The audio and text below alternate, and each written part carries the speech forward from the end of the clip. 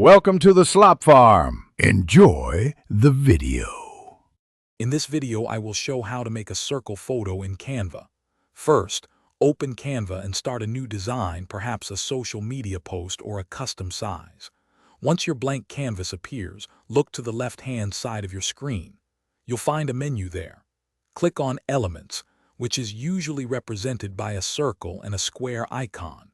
This is where you'll discover all sorts of shapes, lines, and graphics to enhance your designs.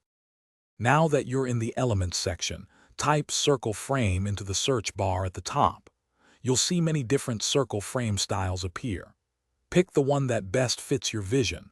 There are solid circles, dashed ones, and even some with unique borders.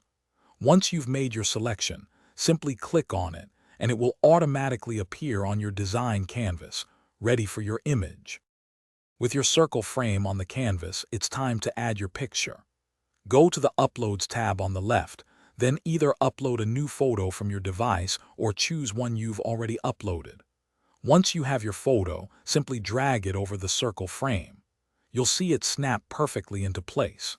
If you need to adjust its position or zoom in or out, just double-click the photo within the frame, and you can easily reposition it.